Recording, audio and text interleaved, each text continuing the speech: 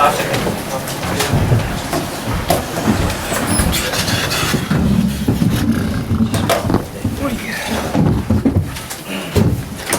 folks, it'll be straight 15 for all. If you're on a mobile phone, you make sure it's on flight mode, please.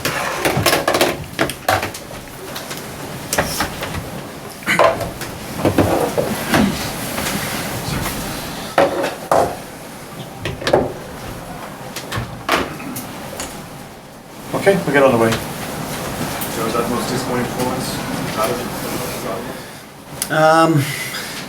Oh, it's probably not as disappointing as the one that we started the competition with, to be honest. I felt that game, while the score got away from us, I don't think that performance-wise we were as far off the mark as we were at the start of the championship.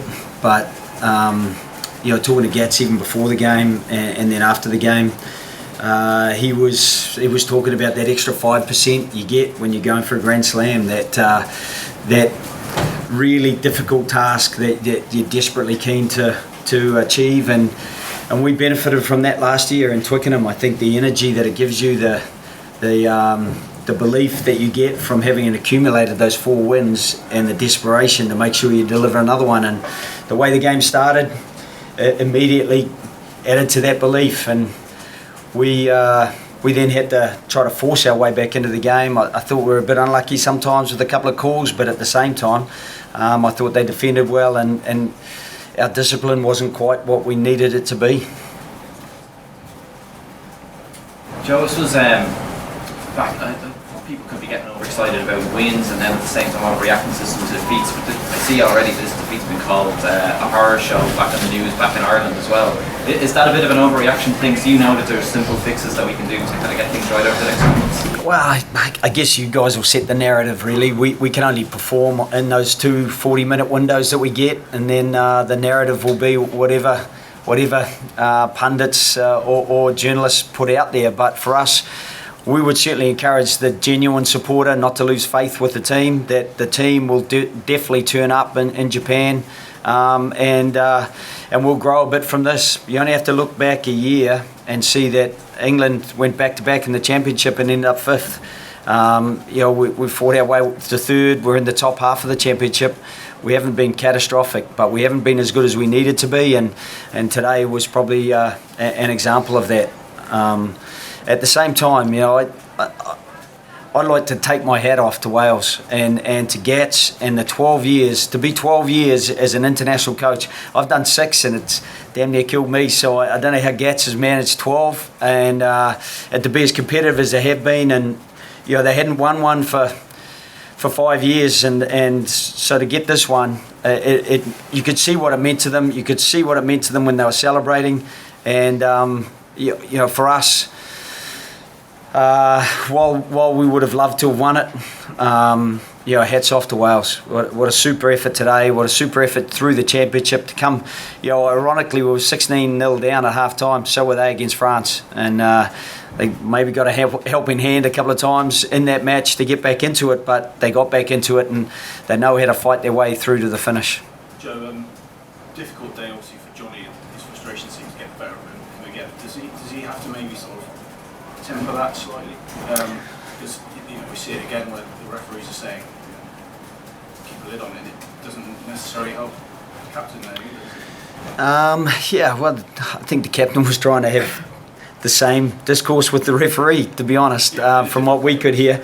I think there was frustration out there, and I think when we review the game, we'll have those frustrations. But I do think he's been really positive through the week, and he's building his way forward. And he's been a linchpin for us in so many positive wins. And I know, as was mentioned in here just a minute ago, we've won 23 of our last 26 Test matches. We finished 3rd in the Six Nations. Once upon a time, that wasn't the catastrophe that it is today for Ireland. The fact we've won 3 of the previous 5 makes it less than it should be, and we'll be the first to put our hands up and say that that's not as good as we want to be.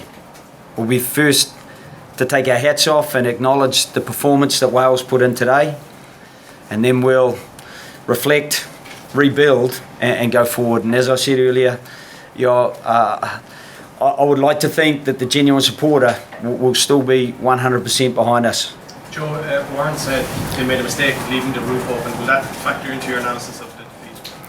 Not really, mainly because 2 years ago we had the same underfoot conditions when we closed the roof, and I said it on Thursday that we got here, the sprinklers were on full and the ground was drenched. It was actually drier at the start of this game than it was last time. And I think in one of those games, whoever gets ahead is harder to catch, definitely.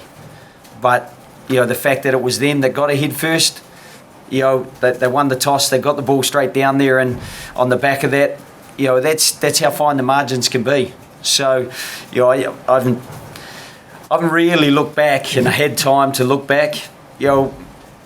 Maybe it was a mistake not to have the roof closed. But, in hindsight and in creating other narratives, what would it have looked like if the roof was closed? I don't know.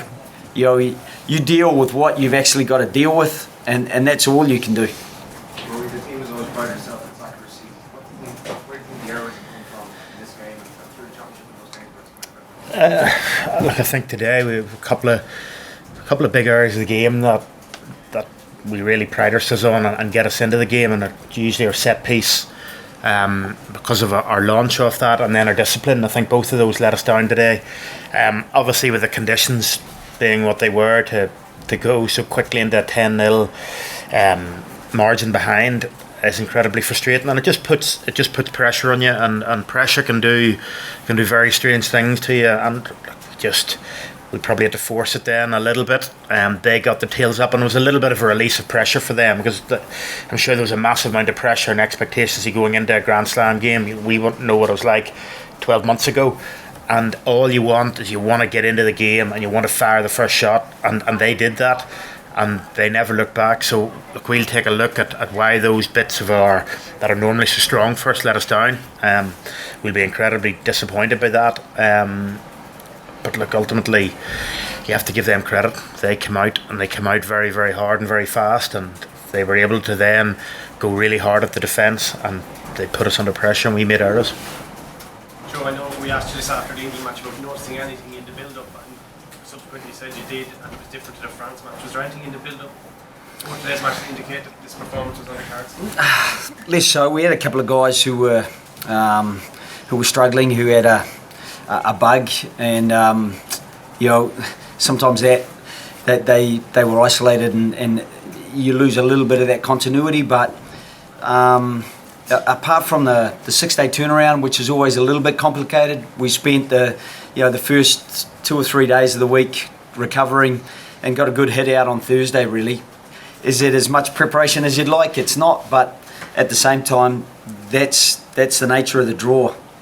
I remember saying last year when we did get the Grand Slam that we knew when we got the draw that there was the potential, if we could win away in France, that we could potentially get the Grand Slam. And ironically, we probably didn't say it, but Gat said it at the start. If they won in France, he felt they could get the Grand Slam, and to be fair to him, that's exactly what they did. Wales should be considered genuine World Cup contenders now. Yeah, see, I just don't get into those prognostics. That's for the pundits and the journalists, I guess, to start framing the narrative that who's in the frame, who's likely to get to wherever. Wales have always been competitive in World Cups, haven't they? 2011 they went through and were very competitive. Last time they were narrowly beaten by South Africa, I think, with a try in the last probably 6 minutes to go. You'd expect them to be there for sure. And there'll be a few other people trying to make sure that they're not there in their pool. I think you'd be hard pressed not to see them getting out of their pool as either one or two, and then anything can happen from there. No, just a couple. Rory, you talked a bit about roller coaster over the last week. Can you sum up your emotions today? Look, obviously incredibly disappointed.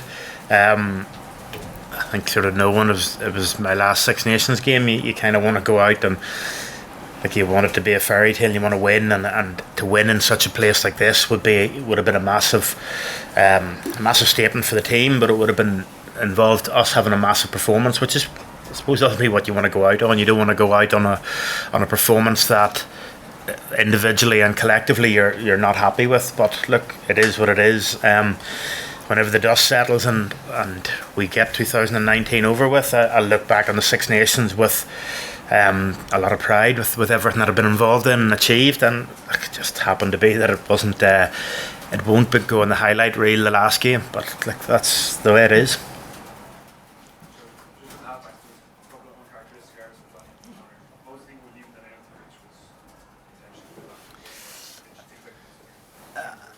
Yeah, again, we're trying to build those two guys forward.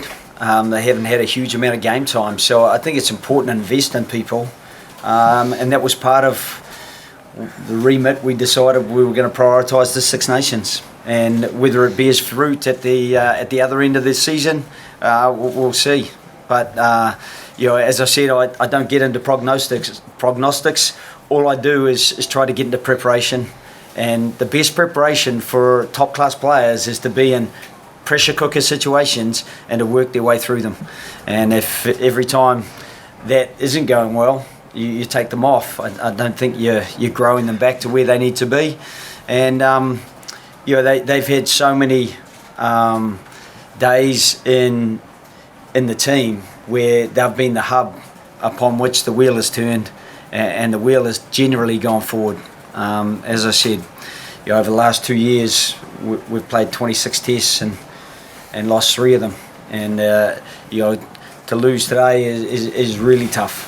But those two guys are not the reason we lost, and those two guys will continue to invest in, just as we have in Jack Carty and getting Kieran Marmion back. I thought he came on and did really well, and John Cooney's acquitted himself well in the earlier part of the championship. So you just keep trying to grow people, and you keep trying to keep your confidence in them so they keep their confidence in themselves. Joe, you've used a lot of players in this championship. Where would you say your squad is at the moment? Yeah, we have, and that was part of the plan before the championship, where I remember we won our first championship in my time 6 years ago. We used 17 different starters.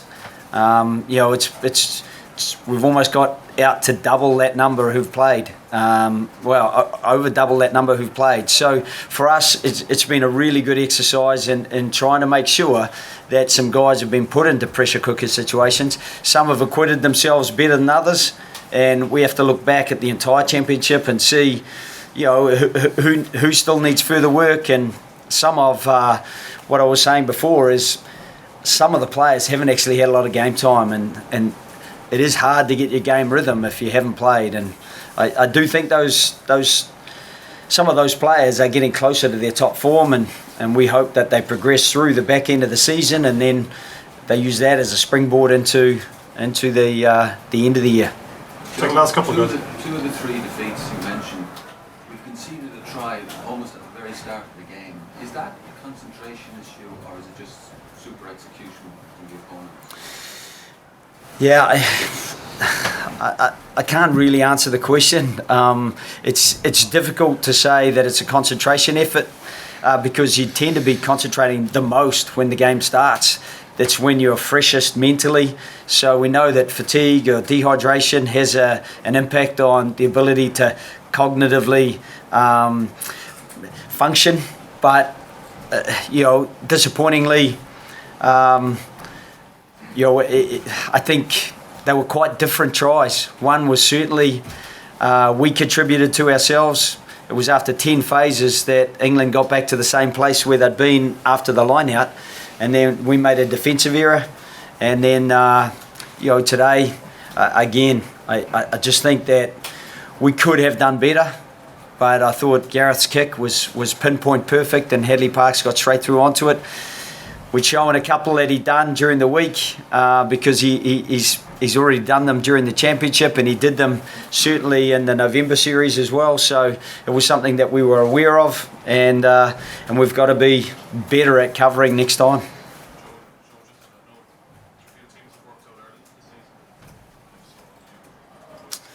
I'm not sure. You'd have to ask. I'm sure that teams will, on their day, sometimes get the better of you and sometimes not. It's such a fine margin. I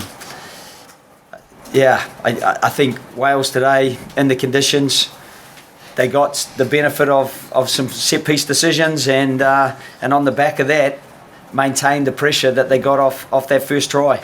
And in the conditions today, we actually said that they'd do exactly what they did in those first 2 minutes. So, working a team out, even sometimes what a team's going to do. It's another thing to stop them. And we felt that England would do what they did as well, and it was difficult to stop them.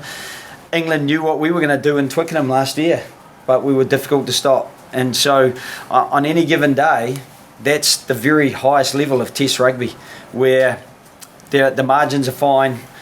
On any given day, when you get the momentum at the start of the game, it is hard to then swing the momentum back in your favour, and that's a challenge for any team. Okay, folks, leave it there. Thanks.